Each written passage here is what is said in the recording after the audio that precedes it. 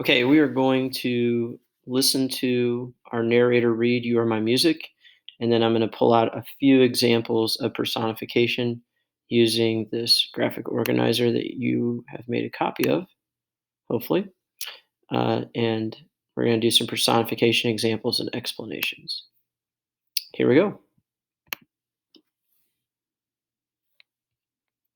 Genre, poetry.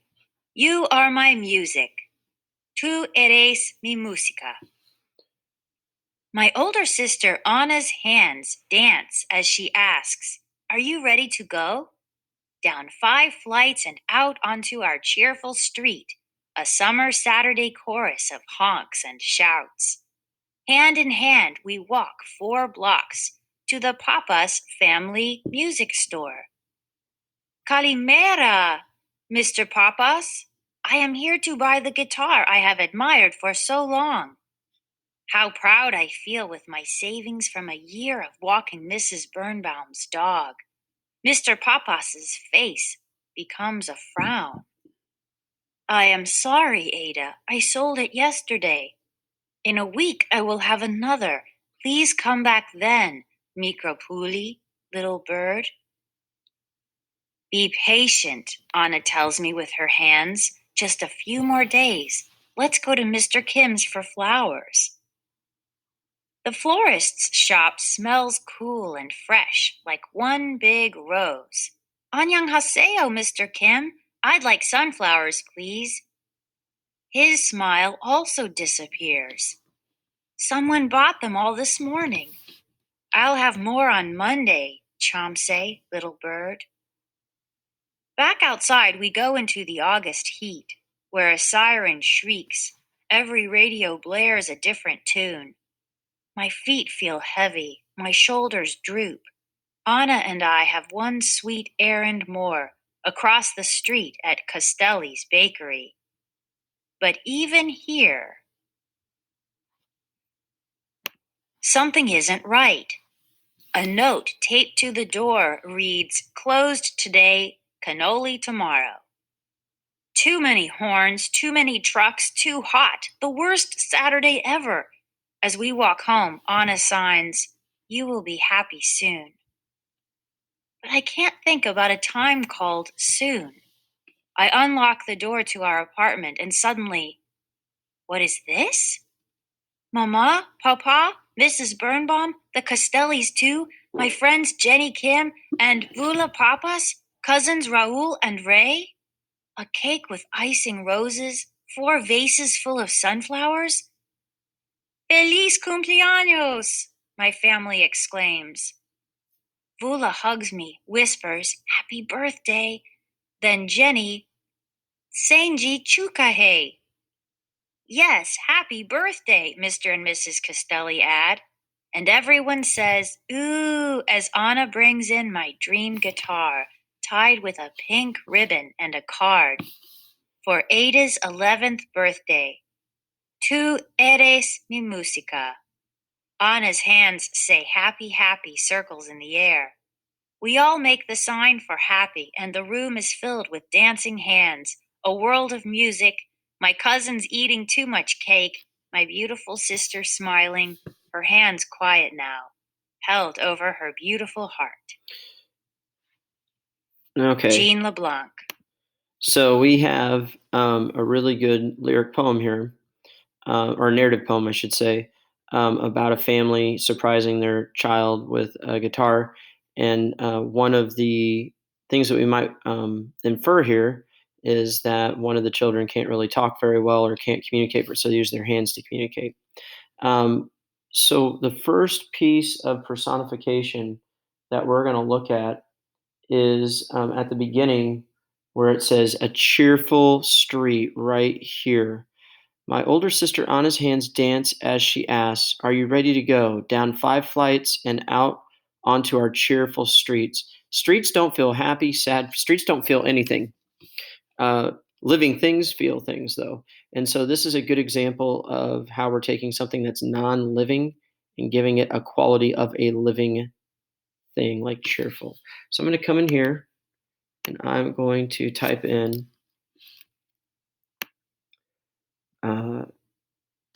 the text down 5 flights of stairs. Down 5 flights and out. Sorry, down 5 flights. I didn't read that correctly. And out onto our cheerful street. Close quote. And I'm probably going to take the words cheerful street here, and I'm going to underline them as my piece of personification. Over here, I'm going to write out my example, and I'm just going to say the author gives a street the ability to feel happiness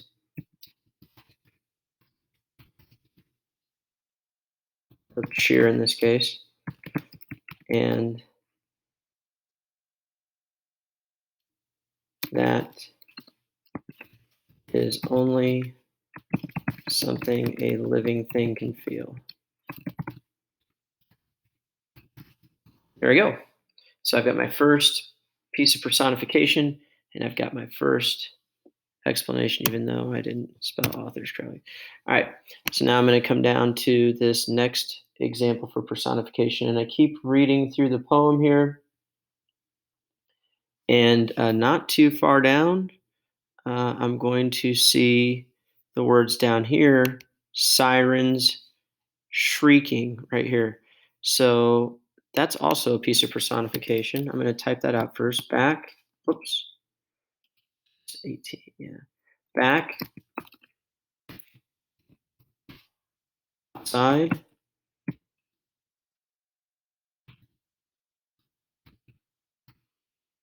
we go into the August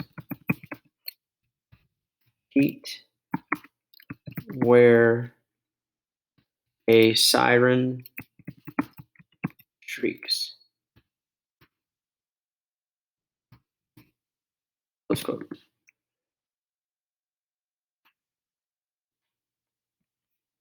And I'm going to command underline and hit enter so I know sirens shrieking. So human beings will shriek, or the word shrieking is a sound that a human being makes. A siren does make a sound, but it's not a shriek. A shriek would imply that the human being feels terror or some sort of anxiety.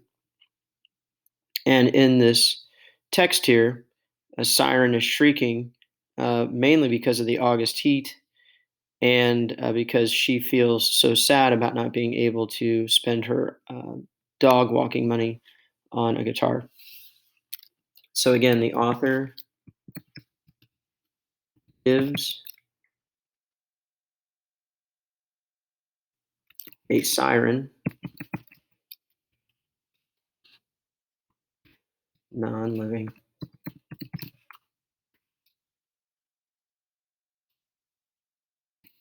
qualities of a living thing shrieking.